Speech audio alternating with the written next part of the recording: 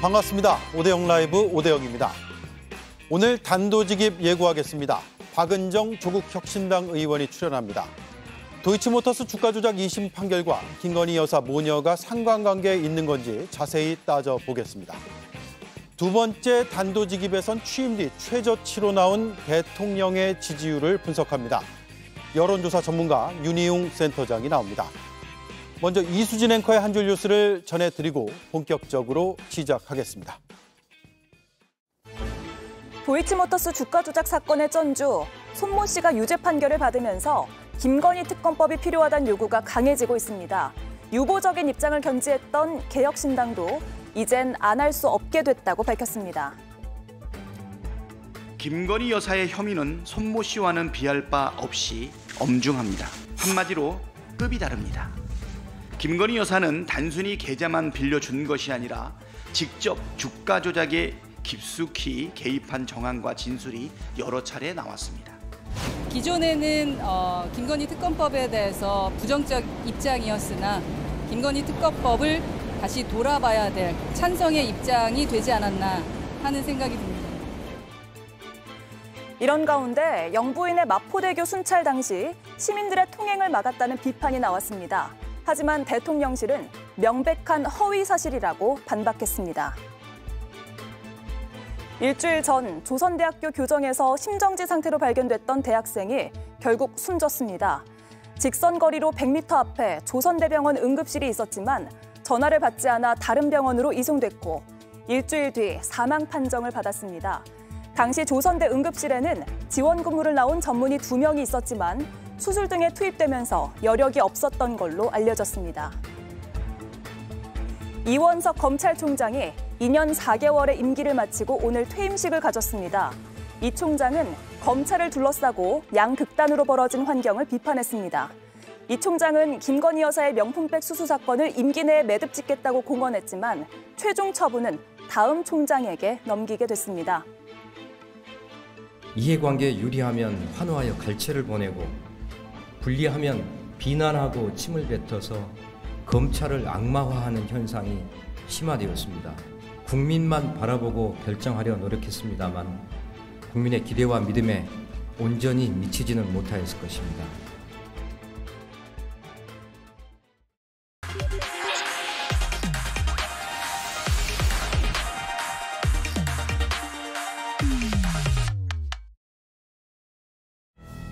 김건희 명품백 수수 의혹에 면죄부를 준 윤석열 검찰과 권력자의 거수기로 전락한 검찰수사심의위원회의 행태에 비춰 김 여사를 둘러싼 의혹들에 대해서는 반드시 특검으로 수사해야만 합니다. 네, 오대영 라이브의 간판 코너 단도직입으로 시작하겠습니다. 어제 도이치모터스 주가 조작 공범들의 2심 선고가 있었습니다. 김 여사 사건에 어떤 영향을 미칠지가 초미의 관심인데요. 이 사건을 계속 따져 묻고 있는 분이 스튜디오에 나와 있습니다. 박은정 조국혁신당 의원 나와주셨습니다. 안녕하세요. 안녕하세요. 예, 단도직입적으로 결론부터 듣고 싶습니다. 검찰이 김건희 여사를 기소할 수 있을까요? 1심 재판에서 김건희 여사가 주가 조작에 관여했다고 의심되는 추정되는 증거들이 많이 현출이 되었습니다. 네. 그렇다면 어제 전주인 손모 씨에 대한 선고도 그와 개의를 같이 한다고 볼 수 있거든요. 그렇다면 지금 오늘 임명된 심우정 검찰총장은 수사지휘권을 복원해서 이 사건 기소해야 된다고 생각합니다. 네, 기소를 해야 된다. 근데 기소를 할지 안 할지 못할지 할 수 있을지는 좀 지켜봐야겠죠. 네, 지켜봐야 할 사안이긴 한데 네. 지금의 검찰이 과연 윤석열 대통령의 그 뜻을 거스르고 용기 있게 기소할지 지켜봐야 될 것 같습니다. 예, 박은정 의원이 만든 한 장의 표가 지금 온라인에서 많이 공유되고 있거든요. 저희가 준비했는데 한번 보여주시죠. 네, 바로 저겁니다. 예, 도이치모터스 사건 관계자들의 현황을 한눈에 볼 수 있어서 아마 많은 분들이 공유하고 있는 것 같은데 어제 유죄가 나온 손모 씨와 김건희 여사 모녀는 어떤 면에서 비슷하다고 보세요? 비슷한 면도 있고 다른 면도 있는데요. 예. 두 사람이 이제 전주라는 면은 같고요. 그다음에 주식 이 매매 그 거래 행태가 통상의 주식 매매와는 좀 다르다는 점, 그다음에 주가 조작 내부 세력하고 돈 거래를 했어요. 네. 김건희 여사도 그렇고 이 손모 씨도 그렇고 그런 점에서는 매우 유사하지만 또 김건희 여사 같은 경우에는 그 계좌가 통정 매매에 사용됐다는 것이 1심 판결에서 확인이 되었어요. 근데 손모 씨 같은 경우에는 그런 내용이 없었죠. 그리고 김건희 여사의 그 계좌는 실제로 한 당시에 가지고 있는 현금의 80% 40억 정도를 몰빵 투자를 했습니다. 네. 그래서 그 손모 씨하고는 사실상 김건희 여사 모녀가 이 주가 조작에 훨씬 더 깊이 관여했는 것이 아닌가 하는 의심스러운 대목이죠. 네, 그러면 손모 씨보다 계좌 수가 많은 건가요? 아니면 계좌에 들어간 금액이 많은 건가요? 계좌 수는 비슷한데요. 금액도 그렇게 다르지는 않은 것 같습니다. 그런데 김건희 여사, 손모 씨 같은 경우에는 자신이 가지고 있는 금액보다도 훨씬 그 금액이 투자한 금액이 적고 네. 김건희 여사 같은 경우에는 80%를 몰빵 투자를 했습니다. 그리고 그 손모 씨는 손해를 봤어요. 1억 네. 원 정도를. 근데 김건희 여사는 한 23억, 20억 정도 이상을 모녀가 이득을 봤죠. 네. 그런 부분에서 다릅니다. 예, 지금 표가 나가고 있습니다. 저희가 이제 박은정 의원의 표를 저희가 그래픽으로 다시 한번 정리를 한 건데 김건희 여사와 최은순 씨가 23억의 이득을 얻은 것으로 추정이 되고 있고 반면에 어제 유죄 판결이 나온 손모 씨는 1억 900만 원 정도의 손실을 본 것으로 나타나고 있습니다. 이게 손실과 이득이 이렇게 큰 차이가 난다는 게 어떤 의미가 있습니까?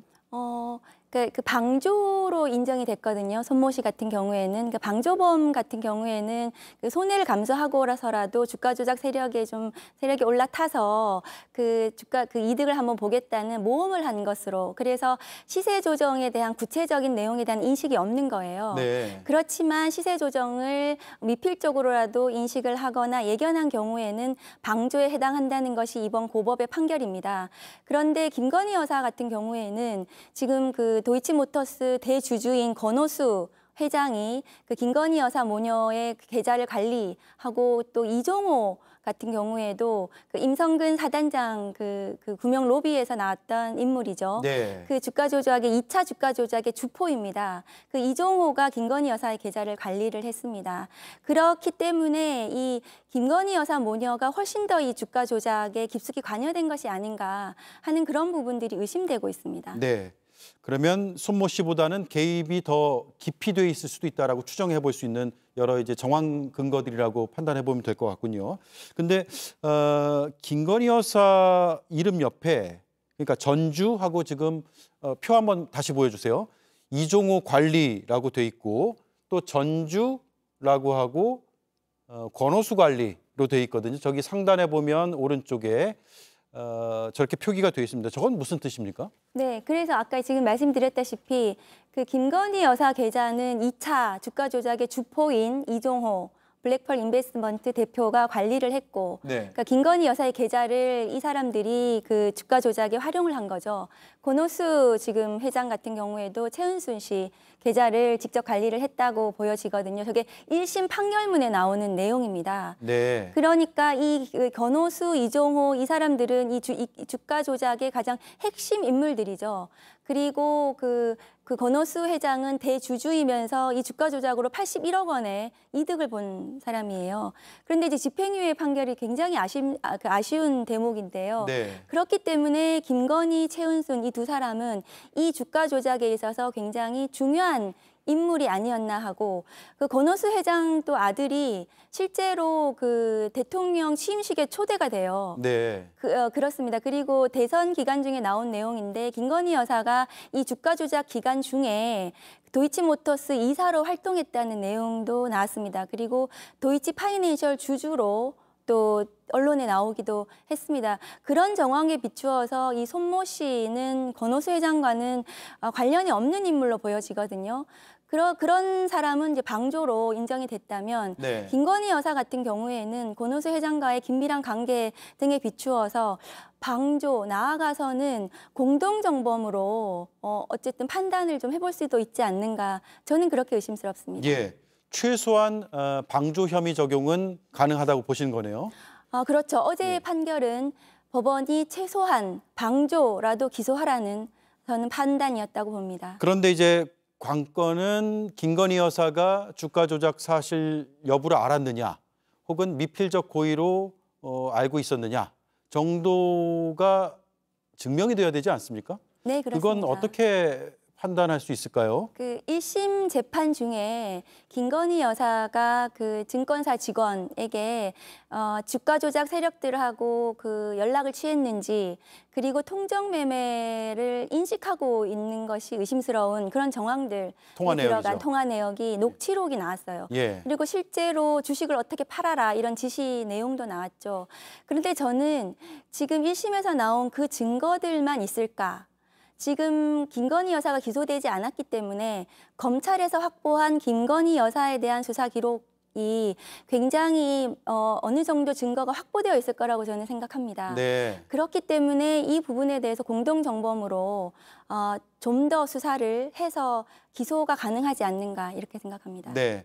결국은 검찰이 얼마나 적극적으로 혐의 적용을 하거나 수사를 하느냐, 그래서 기소 여부를 판단하느냐에 달려 있을 것 같은데 손모 씨의 경우는 지금 방조 혐의로 2심에서 유죄잖아요. 그러니까 1심에서는 방조 혐의가 아니었단 말이에요.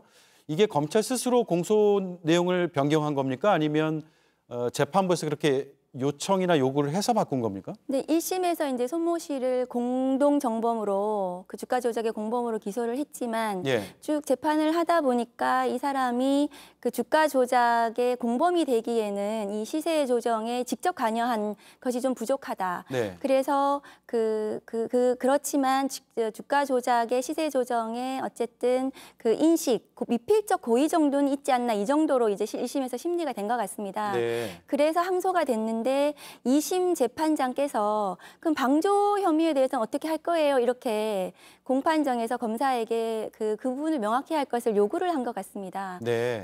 검찰 입장에서는 어쩔 수 없이 불가피하게 방조로 공소장을 추가할 수밖에 없었던 것으로 보여집니다. 그리고 검찰의 의지라기보다는 재판부에서 요청이나 요구를 한 게 맞다라는 걸로 보이네요. 네, 그렇게 보여지고 검찰에서도 1심에서 그 정도로 심리가 됐기 때문에 이것은 뭐 방조로라도 추가로 변경할 수밖에 없었을 것 같습니다. 네. 어제 그 방조 부분에 대해서 공소장 변경하는 것을 지금 이제 친윤 검사장인 이창수 검사장에 부임하던 날 결재가 이루어졌습니다. 예. 어제 2심 판결 나온 뒤에 검찰의 반응을 보면 언론 보도상으로 보면 사실관계가 다르다는 이유로 손모 씨와 김 여사를 비교해서 판단할 수 없다라는 입장을 낸 것으로 보입니다. 그러니까 비슷한 케이스 아니냐 혹은 김건희 여사 케이스가 조금 더 적극적으로 개입한 거 아니냐는 의구심이 있는 와중에 검찰에서는 오히려 사실관계가 다르기 때문에 동일선상에서 비교해서 판단할 수 없다라는 취지의 입장을 낸 거거든요. 검찰에서는 그러면 이런 입장을 낸 건 어떻게 해석해야 될까요? 그러니까 불기소의 논리를 설명한 걸로도 볼 수 있을까요? 네, 검찰의 어제 그 입장 발표가 굉장히 부적절하죠. 그리고 저는 그것이 정치적인 행위로 보여질 수도 있다 의구심이 드는데요. 예. 실제로 지난번 경호시설에 가서 그 김건희 여사의 황제 조사가 문제가 되지 않았습니까? 당시에 주가 조작 부분에 대해서도 5시간 조사를 마쳤어요. 근데 5시간으로는 매우 부족한 수사인데도 불구하고 그걸 마치고 불기소를 좀 염두에 두고 그 순서대로 가던 중이 아니었는가 생각을 하는데 어제 고법 판결로 그것이 굉장히 난감해진 상태인 거죠. 네. 그래서 서울중앙지검에서 서둘러서 그런 손모 씨하고 다르다 이렇게 이제 입장 발표를 해서 뭔가 좀 시간을 좀 벌려고 했던 것 같습니다. 시간을 벌려고 한 것 같다. 문재인 정부에서 한 2년 정도 이 사건을 탈탈 털었다. 그런데 아무것도 나오지 않았느냐라는 게 지금 여권에서 그동안 주장했던 논리거든요. 어제 서울고법의 선고를 보면 그런 논리가 좀 깨졌다고 볼 수도 있습니까? 네, 문재인 정부에서 검찰총장이 윤석열 대통령이셨기 때문에 수사가 오히려 더 힘들었습니다. 수사팀에서 김건희 여사 소환을 검토하고 시도도 했는데 추석 불응해서 결국 안 됐었던 거거든요. 예. 그리고 1심 판결이 났을 때 대통령실에서 그 전주에 대해서 무죄가 났으니까 전주인 김건희 여사도 무죄 아니냐 이렇게 논평을 했었거든요. 근데 어제 고법 판결로 전주에 대해서도 유죄가 났으니 김건희 여사에 대해서도 기소할 수밖에 없는 법리적인 지금 판단이 이루어진 거죠. 네, 검찰 지휘부가 그 사이에 바뀌었잖아요. 송경호 검사장에서 이창수 검사장으로 바뀌었고 검찰총장도 이제 심우정 총장으로 바뀌는 와중에 있습니다. 이런 것들이 이 사건의 처리 방향 또 내용과 어떤 관련이 있을까요? 그러니까 검찰 지휘부의 교체로 기존의 수사팀이 판단했던 것보다는 좀 소극적인 결론이 나올 가능성도 있을까요?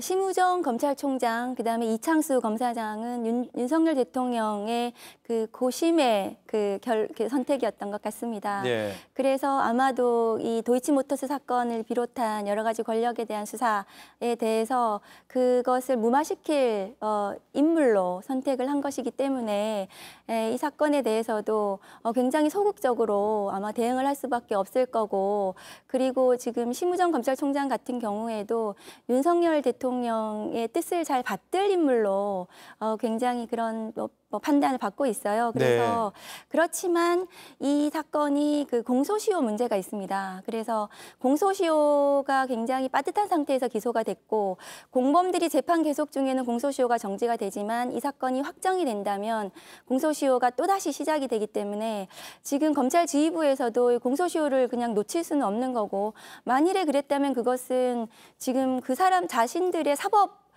그 문제가 될 수가 있습니다, 형사적으로. 그래서 네. 고심 끝에 이 사건을 어떻게든 처분을 할 수밖에 없겠지만 그때까지는 문개기로 좀 버티지 않을까 그렇게 예상합니다. 네, 지금 민주당과 조국혁신당에서 어쨌든 그걸 기다릴 수 없다. 김건희 특검법을 통과시켜서 이걸 수사를 해야 된다는 입장은 분명한 것 같고요.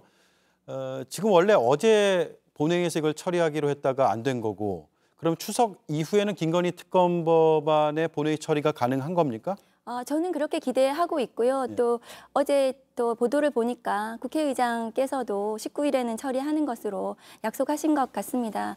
그 김건희 특검법은 지금 이 사건뿐만이 아니라 또 지금 문제가 되는 명품백도 중앙지검이 지금 아직 처리를 못하고 있죠. 네. 추석 민심 때문에 그렇게 보여지는데, 그리고 그 외에 또 관저 증축, 불법 증축 의혹이 지금 감사원에서 또 발표가 됐지만 논란이 되고 있습니다.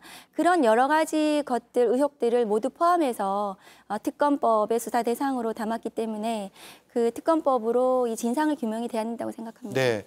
다음 주 목요일쯤 통과가 될 가능성이 있고, 물론 이제 여당에서 필리버스터 등의 방법을 쓸 가능성도 있죠. 그런데 어쨌든 이게 통과가 되더라도 윤석열 대통령이 또 제2요구권을 행사하면, 그래서 거부가 되면 또 도입이 안 될 가능성도 있고, 그런데 그런 얘기를 하셨어요. 이게 윤석열 대통령이 이 사안에 대해서 거부권 행사하는 것은 위헌적이다라는 말씀을 하셨던데 어떤 측면에서 그렇습니까? 역대 어느 대통령도 자신과 자신의 가족 측근에 대한 특검을 거부를 안 하셨어요. 네. 그리고 이것은 가족이 직접 관련되어 있는 수사 범죄에 대한 특검법이기 때문에 이것을 거부를 하신다면은 이해 충돌에 직접 저는 연관이 된다고 생각합니다. 그리고 대통령 거부권, 제2요구권도 헌법상 내재적 한계가 있기 때문에 네. 자신의 이익을 위해서 거부권을 행사한다면 그것은 위헌적 결정이라고 저는 생각합니다. 예, 위헌적이라고 비판은 할 수는 있겠으나 그걸 어떤 구속력 있는 행위로서도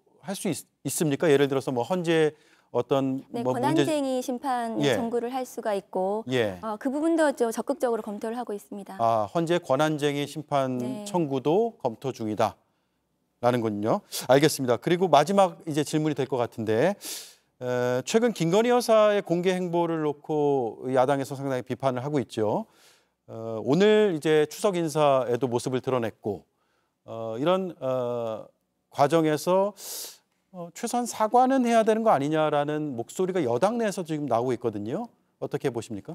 저는 김건희 여사가 좀 겸손하게 국민들께 사과하는 모습 보이셔야 된다고 생각합니다. 말씀하셨다시피 지금 국민의힘 내부에서도 사과하고 반성의 목소리가 나오고 있는 거거든요. 그럼에도 불구하고 저렇게 공개적으로 행보를 하시는 것은 저는 이것은 국민에 대한 선전포고로 볼 수밖에 없다. 그렇다면 국민적 분노가 더 높아질 것이고 이 김건희 특검법에 대한 요구가 더 거세질 거라고 저는 생각을 하거든요. 그래서 그 윤석열 대통령이 이 특검법에 대해서 거부권 행사하지 말고 이것의 진상을 규명을 할 것인지 아니면 지금 오늘 대통령 지지율이 20%의 지금 최저치를 기록하고 있는데요.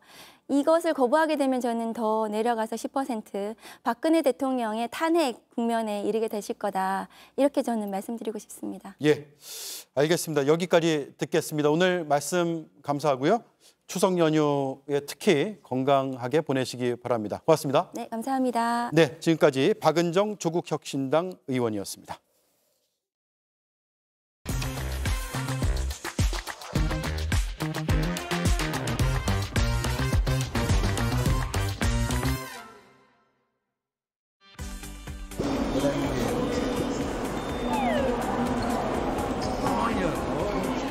안녕하세요. 근데 이거 진짜 무거운데? 괜찮으세요? 어떻게 알겠습니다. 네, 추석을 맞아서 각 당 대표들은 고향으로 돌아가는 시민들을 만나고 사랑의 도시락도 전달했습니다. 평소 치열하게 싸우는 모습과는 다르게요. 명절만큼은 발랄한 모습이었는데요.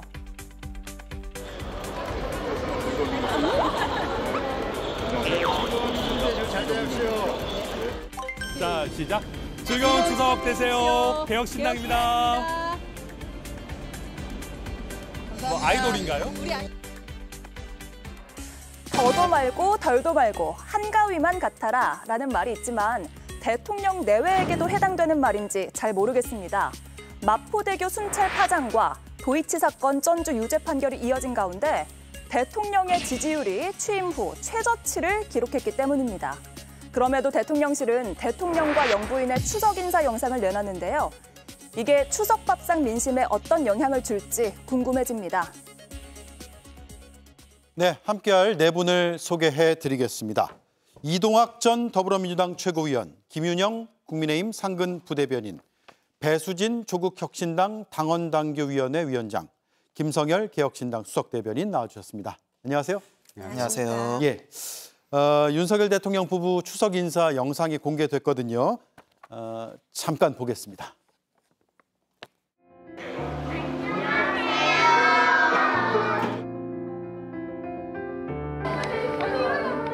사랑하는 국민 여러분, 올해는 우리 아이들과 함께 한가위 인사를 드립니다. 꽉 찬 보름달처럼 넉넉하고 풍요로운 한가위가 되시길 바랍니다. 어려운 이웃을 위해 온정의 손길을 나누고 계신 모든 분들께 감사드립니다. 국민 한 분 한 분의 삶을 더 따뜻하게 보듬기 위해 마음과 노력을 다하겠습니다. 네, 이동학 의원님. 지난 추석 이후에 김건희 여사가 등장한 건 이제 1년 만이네요. 네. 그때는 좀 눈치를 봤던 것 같습니다. 그러니까 국민들 앞에 나와서 그런 인사들을 안 했는데 이번에 나온 것을 보니 그동안 본인과 관련된 여러 가지 일들, 그 문제점들이라고 했던 것이 깔끔하게 다 털었다. 이렇게 생각을 하시는 것 아닌가 싶습니다. 근데 그거는 저는 오판이라고 좀 말씀을 드리고 싶어요. 권익이라든가 검찰이라든가 또 최근에 어제 이 집무실과 관련된 이 공사건도 또 터졌거든요. 감사원이 또 거기에 동원이 됐어요. 그래서 여러 가지 이 사건들을 조사하고 수사하는 이 과정 자체가 국민들께서 보시기에 누가 봐도 공정하지 않게 진행이 됐는데 이 부분을 어떻게 그걸 다 털었다고 하지? 공정하지 않은 과정을 거쳤으니까 결론도 국민들이 납득하기 어려운 상황이 된 거거든요. 네. 그런데 그거를 일방적으로 본인들 스스로가 국가기관이 다 이것을 다 무마해 줬기 때문에 아무런 문제가 없다라고 생각을 하시는 것 같습니다. 이거는 완전한 오판이라고 말씀드리고요. 그동안 문제가 있을 때마다 아무런 사과도 안 하고 아무런 어떤 의중이나 이런 뜻도 내비치질 않았거든요. 이러한 부분들에 대해서 오히려 더 국민들을 공분에 떨게 만드는 것이다. 이렇게 말씀드립니다. 예, 상당히 박한 평가를 했습니다. 김윤영 의원님, 네. 다문화 가정 어린이들이 나왔고요. 반려견도 함께 했거든요. 어떤 메시지를 담기 위해서였을까요? 저는 과거에 대통령 내외 분들이 하셨던 것을 따라했다고 생각합니다. 보통 추석 같은 경우는 민족 최대 명절이다 보니까 국민 여러분께 대통령 내외들이 따뜻한 메시지를 전했지 않습니까? 특히 우리 사회에서 좀 상대적으로 소외계층이라 할 수 있는 다문화 가정 어린이들과 함께 함으로써 그런 따뜻한 메시지를 주고자 했고요. 저기 언급은 안 됐지만 헌신하신 분들에 대한 감사함을 표시하면서 특히 의료진을 따로 언급을 하셨는데요. 지금 현재 놓여 있는 의료계획에 대해서도 좀 다양한 따뜻한 메시지를 좀 내고자 했던 게 아닌가 그렇게 저는 읽었습니다. 네, 배수진 의원님, 지금 이번 추석 인사에서 어떤 메시지가 나올 수도 있다. 예컨대 사과 언급이 있을 수도 있다라는 추측도 있었고 그런 뭐 여당 내 건의도 있었고 근데 없었단 말이에요. 네, 뭐 추측이라고 말씀을 하셨지 않습니까? 뭐 그 말씀은 이제 기대는 없었다는 그런 말씀으로 좀 들리는데 말씀하신 대로 기대도 없었고 사과도 없었습니다.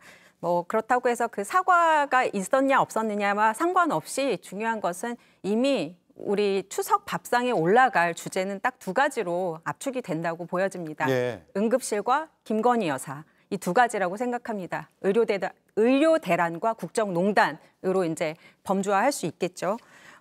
응급실 같은 경우는 이제 구체적인 사망 사례들이 가까이에 다가오고 있습니다. 저 같은 경우도 지인께서 그분이 이제 친한 동생이 몸이 좋지 않아서 오늘은 좀 쉬겠다라고 하면서 집에 가셨는데 이게 본인 생각하기에 경증이라고 생각이 들었고 응급실 가도 뭐 딱히 뭐 할 수 없을 것 같아서 그냥 집에 계시다가 심정지 상태로 발견되셨고 결국은 운명을 하셨다는 그런 안타까운 이야기가 있습니다. 예. 이런 가까운 이야기들이 추석에 가족들이 모인 그 자리에서 다 회자가 될 것이고요.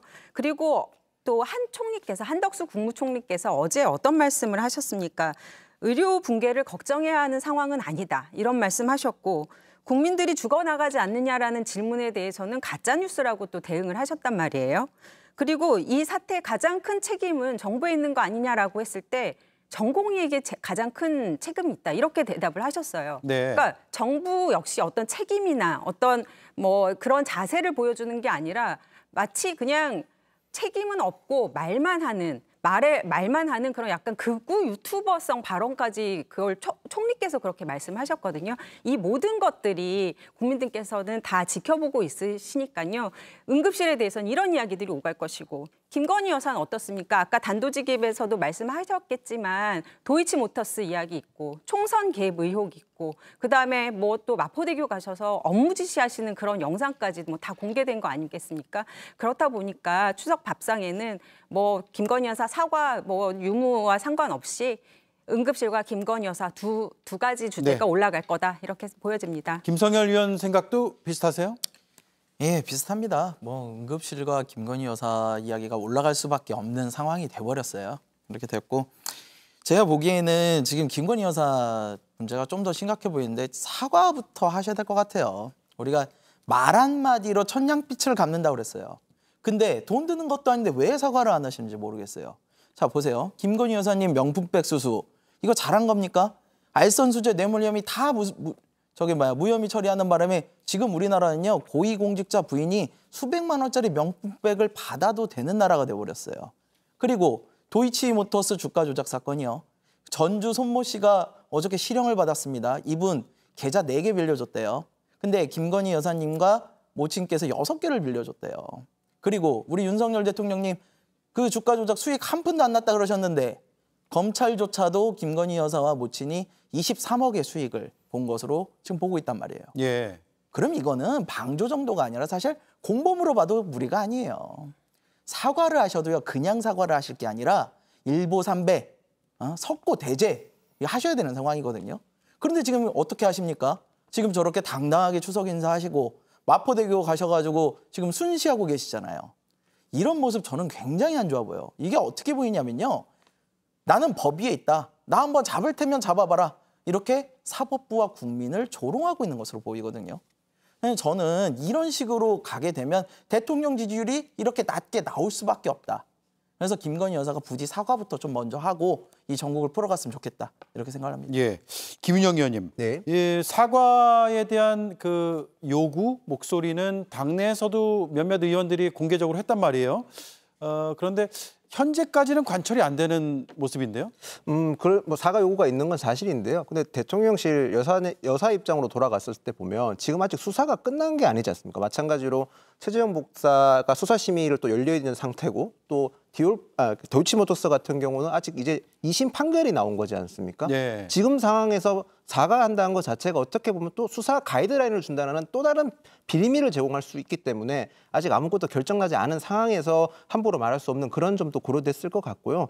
사실 지금 도이치모터스 공범 손모 씨가 지금 2심에서 유죄 판결 받았다고 해서 김건희 여사 같은 그 취급을 받고 있는데 사실 두 사건은 두 분은 조금 다릅니다. 손모 씨 같은 경우는 본인이 주가 조작범과 연락을 했었고요. 김건희 여사 같은 경우는 그런 연락을 없이 그냥 일임을 했었던 상황인 거죠. 그리고 이 수사 자체가 문재인 정권 이성윤 서울중앙지검장이 수사를 시작하셨는데 왜 그때 아무 결정을 못해서 아직까지 검찰 측에서 이 사건 김건희 여사를 기소할지 뭐 불기소할지 무혐의를 내릴지 아무것도 결정 못했는 거에 대해서도 저희가 한번 생각할 부분이 있고 검찰에서 얼른 빨리 결정을 내려줘야만 앞으로 뭐 더 사과 요구라든지 이런 것들이 이루어질 것 같습니다. 네, 어제 2심 선고 나온 다음에 검찰에서도 사실관계가 김 여사 사건과 손모 씨의 사건이 다르다 이런 입장을 냈다는 점 말씀을 드리겠습니다. 이동학 의원님, 네. 대통령의 메시지는 이런 게 나왔습니다. 한번 보죠. 밝고 희망찬 내일이 열리고 있다. 지금 물론 이제 긍정적인 메시지를 추석에 주고받는 거는 뭐 당연히 좋은 일이죠. 그런데 지금 응급실 상황도 그렇고 여러 문제들이 있는 상황이어서 이게 이 메시지 그대로 전해지지는 않는 것 같아요. 저는 공감대 형성이 좀 어렵지 않나 이렇게 생각을 합니다. 공감대 형성 어려운 걸 넘어서서 오히려 국민들께서는 화를 낼 상황이거든요.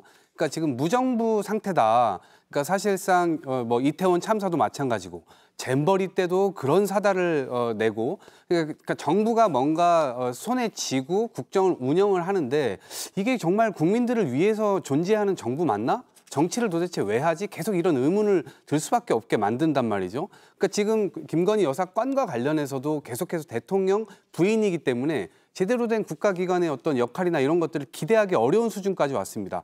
초반에 윤석열 정부에서 어쨌든 앞세웠던 게 법치를 바로 세우겠다. 정의, 공정, 상식을 구현하겠다. 이렇게 해가지고 집권도 했고 국민들의 표도 받았지 않습니까? 그런데 그런 국민들의 이 염원을 완전히 이제 깡그리 무시해버리고 있는 상황인 겁니다. 심지어 대통령은 5년 임기이기 때문에 중간에 내려오거나 이렇게 하기가 굉장히 어렵죠. 그래서 중간에 지방선거라든가 아니면 총선이라든가 정부를 견제할 수 있을 만한 국민들의 어떤 표심 이걸 통해서 결국에는 이 국민의 이 인식을 보여주는 것이거든요. 그런데 정부에서는 대통령도 그렇고 총선에서 민심이 굉장히 큰 이반의 어떤 결과가 나왔음에도 불구하고 그 이반된 민심을 좀 부합하려고 하는 그런 노력들조차를 아예 안 하고 있는 상황이거든요.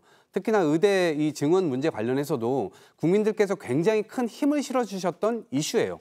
그런데 이 과정에서 너무나 이 과격한 방식을 통해서 결과적으로는 앞으로 가도 문제가 생기고 뒤로 이 과도 문제가 생기게 될 수밖에 없는 상황이 만들어져 버렸단 말이에요. 그래서 결국 야당에서도 여야의 정 이거 총체적으로 다 열어가지고 이건 단독으로 지금 윤석열 대통령 혼자서 국정 운영을 할 수 있는 역량 자체가 안 된다. 그래서 야당도 같이 참여해서 이걸 하겠다라고 하는데 그 과정에서도 지금 이게 잘 이루어지지 않고 있지 않습니까? 그래서 국정의 운영 역량을 완전히 손실해버린 것이 아닌가 이런 생각인데 지금 저런 희망찬 메시지에 얼마나 국민들께서 공감을 하시겠습니까? 지금 당신이 맡은 일이나 좀 잘하세요. 이런 얘기를 하고 싶을 것 같습니다. 네, 오늘 패럴림픽 선수단 격려 오찬 행사도 있었거든요. 그 영상 잠깐 보겠습니다. 여러분, 지금 대통령님 대분께서 입장하고 계십니다. 자리에서 일어나 큰 박수로 맞이해주시기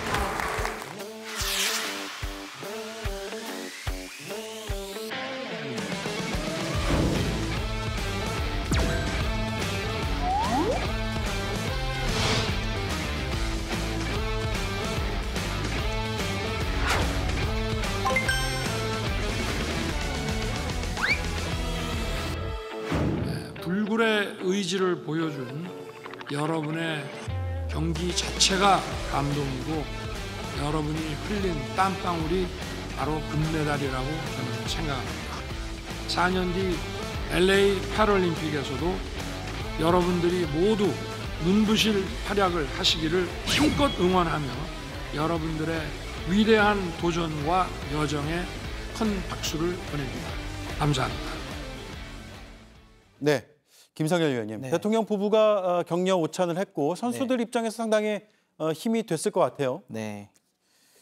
근데 이제 제가 전에도 한번 말씀드렸지만 이렇게 스포츠를 하고 있는 스포츠 선수들을 격려하고 이런 거 참 좋은데요. 지금 정치적 현안이 쌓였는데 자꾸 이런 모습 보이는 거 자꾸 눈 돌리기처럼 보입니다.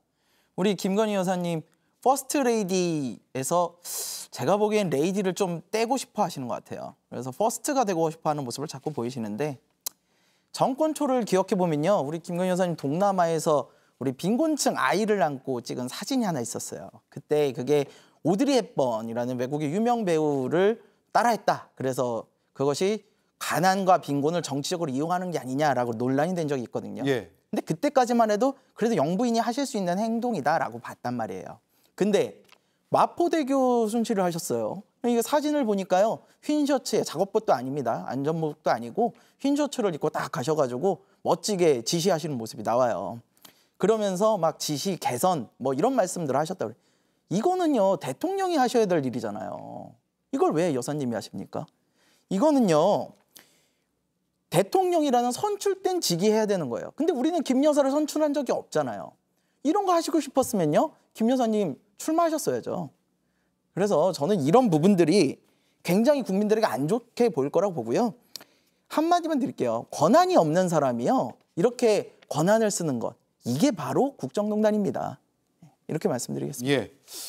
선출되지 않은 권력이 공적인 권한을 행사하고 있다라고 지금 보시는 거네요. 네, 비판적으로. 그렇습니다. 김영 의원님. 반면에 이제 대통령실의 설명은 다르거든요. 진정성을 봐달라. 꾸준히 앞으로도 이어나갈 것이다라는 것이고 충분히 할 수 있는 영부인으로서의 행보라는 설명이 어제 나왔어요. 그러니까 대통령 배우자로서 해야 될 역할은 분명히 있습니다. 근데 이제 대통령실 입장에서는 활동을 해도 활동을 하지 않아도 비난을 피할 수 없으니 활동을 하면서 진정성을 통해서 돌파를 해보자라고 생각을 하는 것 같은데요. 저는 지금 야당 분들 말씀에 충분히 공감하고 귀를 기울여야 될 부분이라고 생각합니다. 보통 대통령실 일정을 잡을 때는 간행적으로 있었던 일을 많이 따라하게 돼 있는데 김건희 여사에 대한 국민적 여론이 좋지 않은 건 사실이지 않습니까? 네. 그렇기 때문에 메시지나 일정 또는 나가야 될 이미지 같은 것이 조금 더 심사숙고하고 국민의 정서에서 더 고려해서 나가야 될 부분이 있다고 생각합니다. 앞으로도 그런 점을 숙고하셔서 활동을 하시는 게 좋을 것 같다는 생각을 합니다. 네. 앞서 이제 배수진 의원이 잠깐 언급을 해주셨는데 한덕수 국무총리의 이 가짜 뉴스 발언 상당히 파장이 컸습니다. 이게 응급실 뺑뺑이 문제에서 비롯된 것이고 거기에 대한 질의에 대해서 그것은 가짜 뉴스다. 죽어나간다는 표현이 뭐냐? 저는 화가 난다라는 얘기도 했고요. 이동학 의원님, 네. 이런 발언들이 사실 뭐 우리 현실과는 좀 다른 발언이기도 하고 네. 굉장히 그 성남 민심에 더 기름을 붓는 거 아니에요? 그러니까요. 대통령실뿐만 아니라 대통령과 주변에 있으신 분들의 인식이 대통령을 옹휘하기만을 지금 급급해한다는 생각을 좀 많이 갖게 됩니다. 그래서 사실은 지금 무슨 달나라 대통령 아니냐 이런 얘기까지 나오고 있는데요. 보세요. 경기도에서 이 2살 여아가요. 열나고 경련 증세 나고 구급차 11곳 수용 거부해서 의식불명 상태에 있습니다. 부산에서만요. 공사 현장에서 추락해가지고 노동자가 이 응급실 문의했더니 거절 당해가지고 지금 4시간 만에 또 사망하는 일들도 벌어지고 있고요. 심혈관 환자가 15개 병원에 거부당해가지고 5시간 걸려서 결국에는 울산 병원에 가서 거기서 또 사망을 했습니다. 지금 이런 일들이 막 벌어지고 있는 상태고요. 평상시보다 명절 때가 되면 지금 2배 이상 환자가 더 늘어난다고 그래요. 평상시엔 10,000명, 15,000명인데 30,000명대까지 늘어난다고 합니다. 지금 이것에 대한 조치가 제대로 될 수 있겠습니까?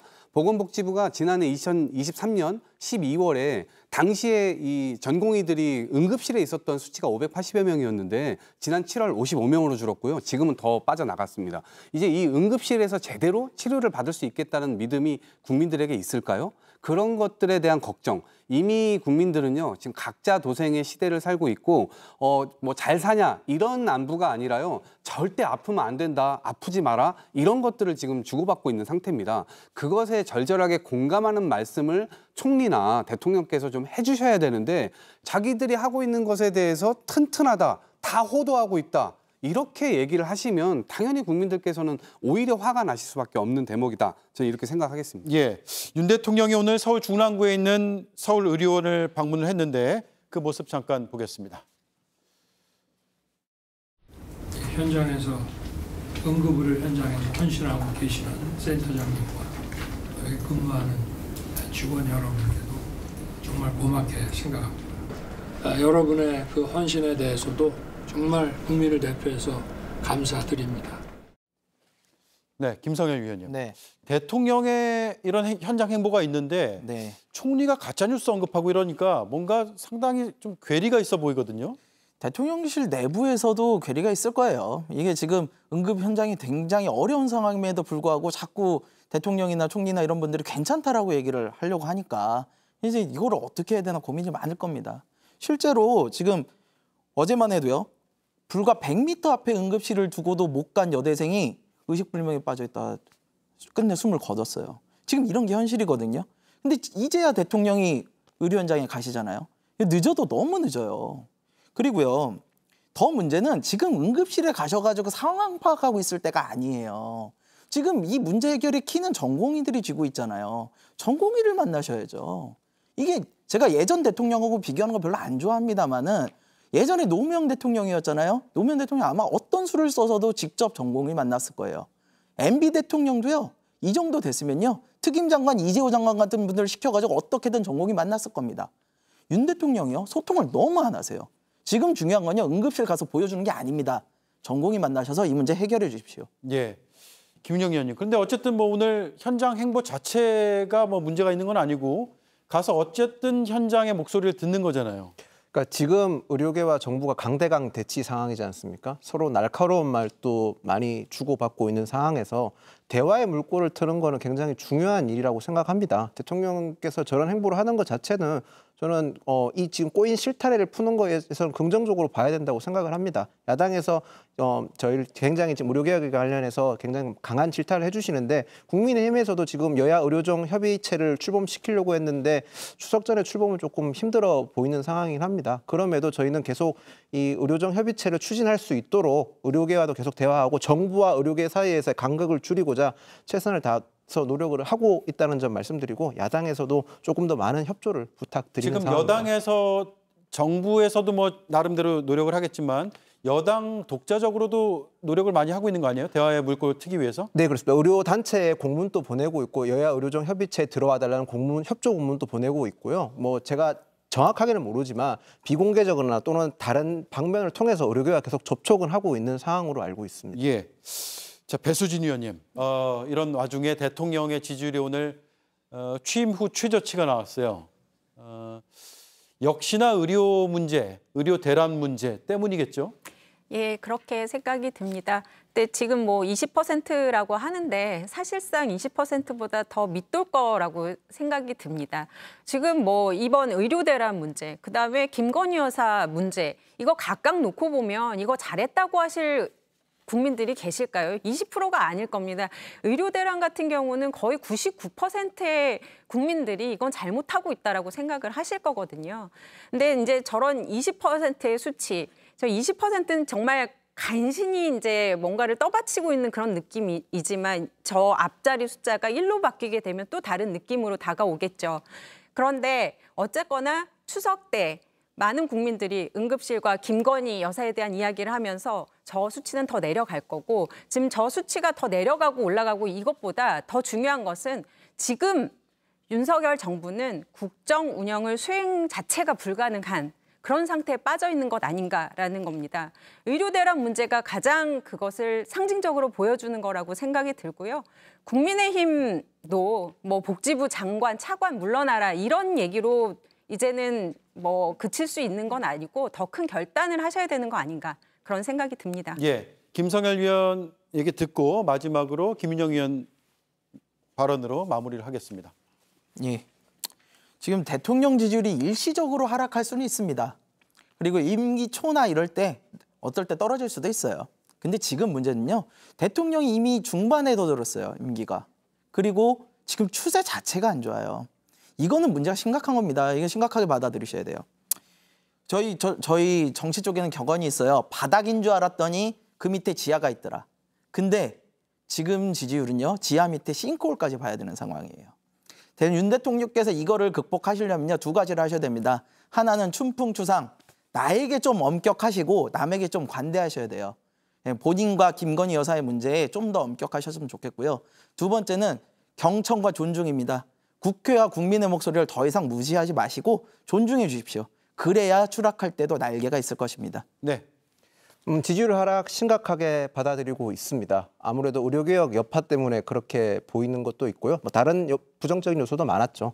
의료개혁에 있어서만큼 왜 역대 정권이 의료개혁을 하지 않았는지 반증하는 거라고 또 생각을 합니다. 그렇지만 계속 의료개혁을 추진할 것이고 그 추진하는 과정에서 발생한 문제점에 대해서는 국민의힘이 윤석열 대통령과 함께 그 간극도 메우고 앞으로 야당에게도 협조를 구하면서 국민들께서 우려를 좀 씻어낼 수 있게끔 조속하게 해결할 수 있도록 최선을 다해서 노력하겠습니다. 네, 알겠습니다. 오늘 추석 연휴 직전 출연 네 분 감사드리고 건강하게 명절 맞이하시기 바랍니다. 고맙습니다.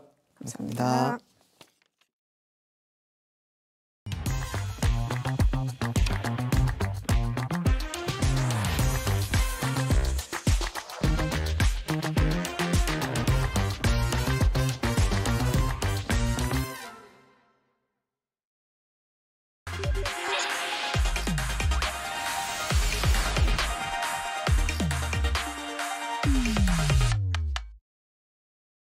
네, 오대영 라이브의 간판 코너 단도직입을 오늘 한 번 더 진행을 하겠습니다.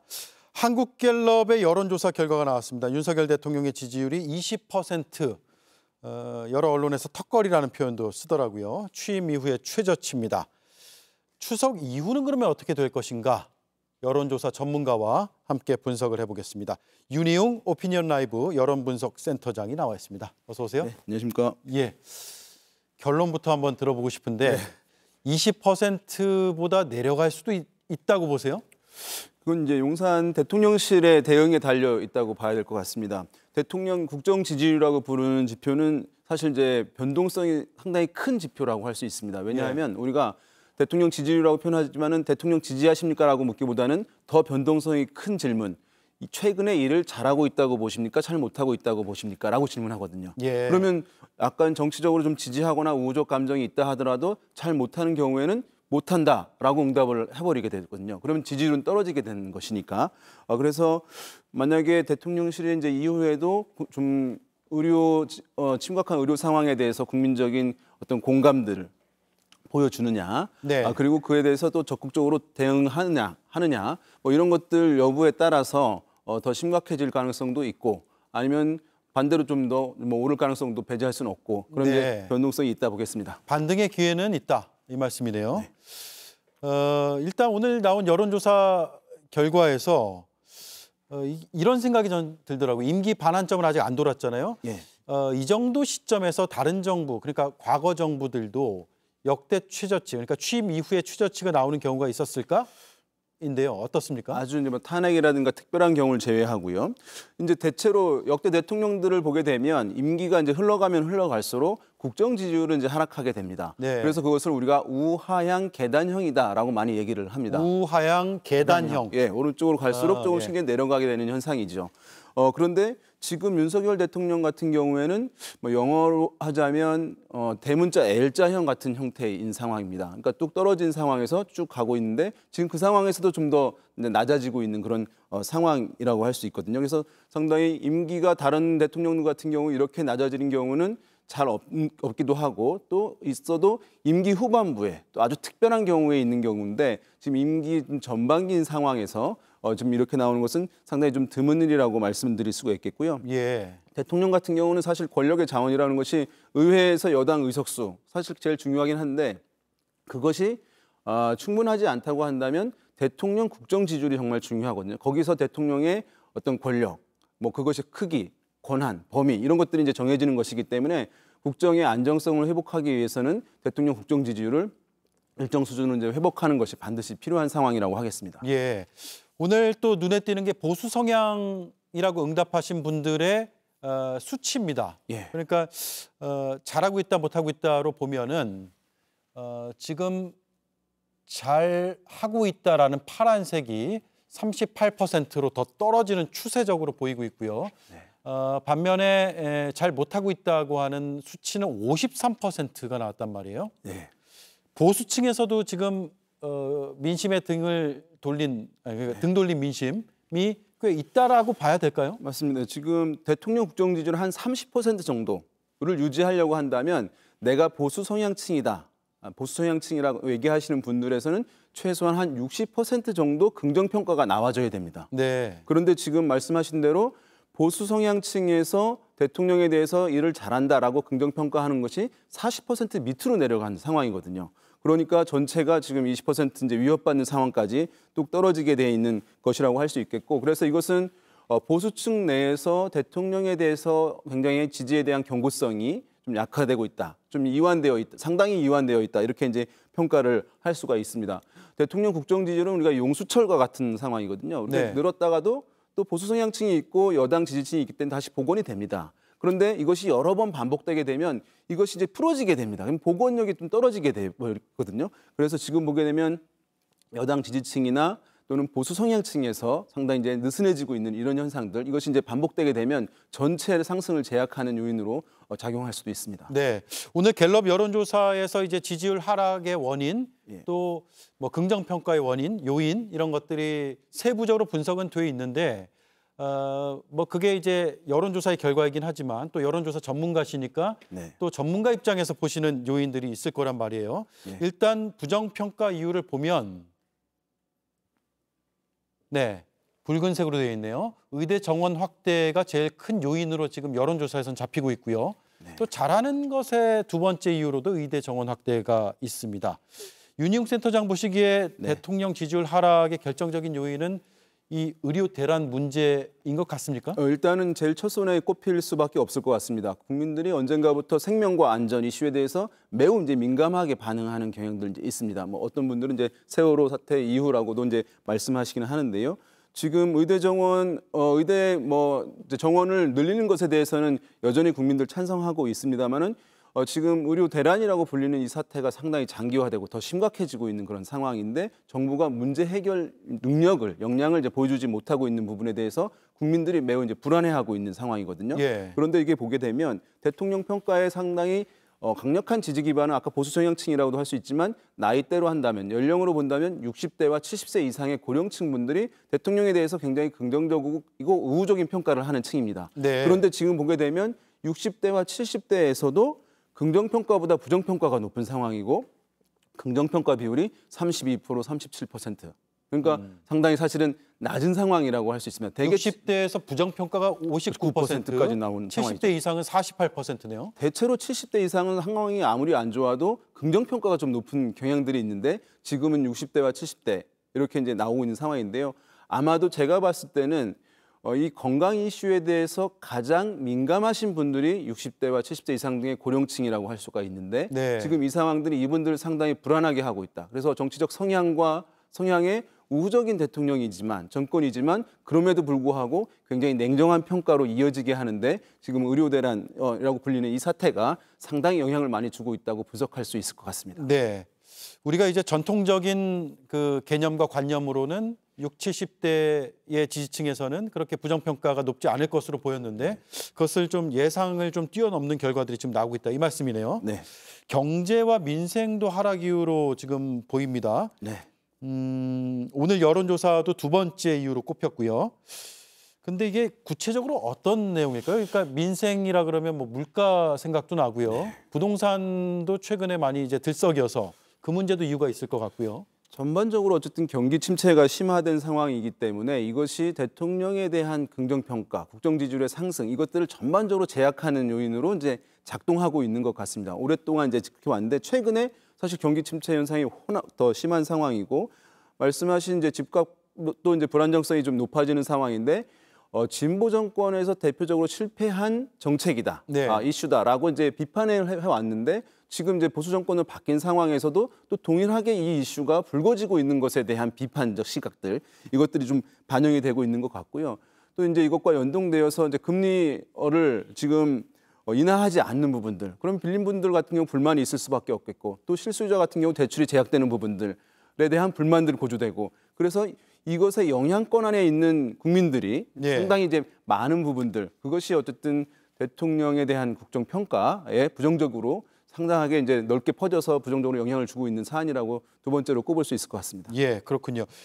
윤석열 정부가 사실 문재인 정부의 부동산 정책을 강하게 비판하면서 탄생한 정부이기 때문에 부동산 문제를 어떻게 풀어갈 것이냐, 거기에 대한 어떤 여론 평가를 받을 것이냐가 궁금했는데 지금 상황에서는 그렇게 좋은 평가가 안 나온다라는 게 이제 윤희용 센터장의 분석이고 금리 인하는 이게 사실 한국은행에서 하는 것이고 금통위에서 하는 것인데 뭐 정부로 통칭해서 국민들은 이제 평가를 하게 되는 그렇죠. 것이니까요. 그런 이제 금리 인하를 원하는 여론이 정부 쪽으로도 향하고 있다 이렇게 보고 있다는 말씀이네요.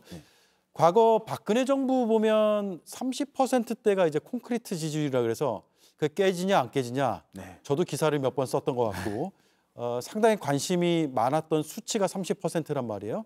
윤석열 정부도 그런 이른바 콘크리트 지지층, 지지율 이런 게 있습니까?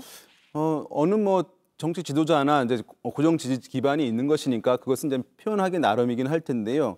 그렇지만 이제 과거에 역대 이제 대통령들 같은 경우는 어느 한쪽 진영에서 오랫동안 정치를 해가면서 그 진영에 있는 지지자들과 상당한 이제 유대감들을 오랫동안 겪어왔기 때문에 그것이 이제 콘크리트 지지층을 형성하는 기간들이 상당히 오래됐다고 할 수가 있겠습니다. 그러면 오래됐을수록 더욱더 이제 견고해졌을 수 있겠죠. 그래서 위기 상황에서도 크게 흔들리지 않는 모습들을 역대 대통령 상황들이 기본적 지지율을 이제 확보할 수 있었던 이유라고 할 수 있는데 윤석열 대통령 같은 경우는 사실은 이제 보수 진영에서 외부에서 영입된 케이스라고 할 수 있을 것 같습니다. 그래서 보수층과 정서적 동질감이 충분하게 높은 상황이 아니었던 상황들, 충분하게 다져지지 않은 상황들이었기 때문에 이런 이제 위기 상황에서 뭐 이탈 또는 이제 부정평가로의 전이 이런 현상들이 역대 다른 대통령보다 좀 더 수월하게 나타나는 원인 중에 하나가 아닌가 생각됩니다. 네, 지금 오늘 보면은 그 정당 지지율에서도 여당의 지지율이 좀 떨어진 것으로 보이는 수치가 나왔거든요. 이건 어떻게 봐야 됩니까? 일단은 오차범위 내이기 때문에 통계적으로 아주 단정적으로 이 상황을 얘기할 수는 없습니다. 그렇지만 이제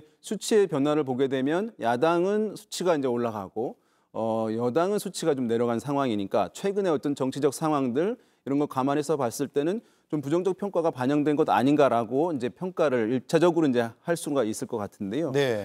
그런데 지금 보게 되면 어쨌든 여당의 한동훈 대표가 상당히 이제 뭐 차별을 한다 이런 얘기를 이제 하고 있는 상황이긴 한데요. 일단은 여당에 대한 평가는 사실 대통령에 대한 평가와 연동되는 측면이 있을 수 있고요. 그다음에 그것을 좀 분리하기 위해서 어떤 경우에는 여당 대표나 지도부에서 차별화를 하기도 하는데 그 차별화 것이 국민들의 긍정적 평가로 이어지기 위해서는 성과로 이어져야 되는 것입니다. 또는 이제 대통령실의 어떤 호응을 이끌어내거나 협조를 이끌어내는 것으로 연결되어야 잘한다 차별화가 이렇게 정당 지지율의 상승으로 연결될 수 있는 것인데 지금은 그렇지 않고 여당과 용산 대통령실이 뭔가 충돌하고 있다, 삐걱거리고 있다. 긴장 관계에 있다, 갈등하고 있다 이렇게 이제 인식되고 있는 것이 여당의 지지율에도 부정적으로 영향을 주고 있다 이렇게 보겠습니다. 네, 알겠습니다. 오늘 여기까지 듣죠. 지금까지 윤희용 오피니언 라이브 여론분석센터장이었고요. 감사드립니다. 네, 그리고 저는 60초 뒤에 앵커 한마디로 돌아오겠습니다.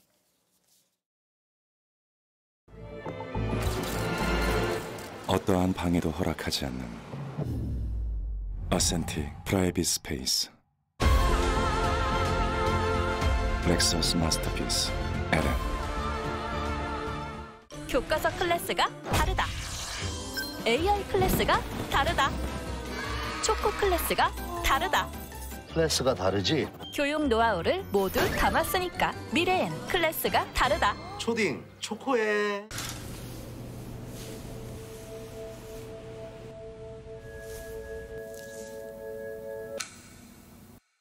타임리스 뷰티 고훈진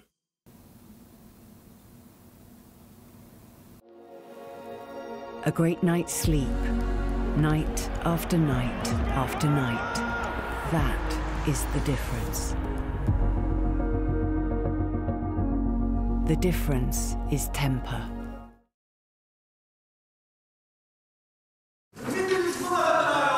그거는 가짜 뉴스입니다. 가짜 뉴스예요. 죽어나가요? 어디에 죽어나갑니까? 애통한 사연은 또 전해졌습니다. 뿐만 아니라 그동안에도 여러 슬픈 소식들이 언론 보도를 통해 알려졌습니다. 시민과 언론이 없는 사실을 꾸며냈거나 만들어냈다는 얘기인가? 국무총리의 가짜뉴스 주장이 도리어 가짜뉴스란 생각이 듭니다. 그리고 이건 사실관계를 넘어 공감의 문제이기도 합니다. 시민들이 무슨 걱정을 왜 하고 있는지 듣고 있습니까? 앵커 한마디였습니다. 네, 오대영 라이브 마치겠습니다. 추석 연휴 건강하게 보내시기 바랍니다. 다음 주 목요일에 뵙겠습니다. 고맙습니다.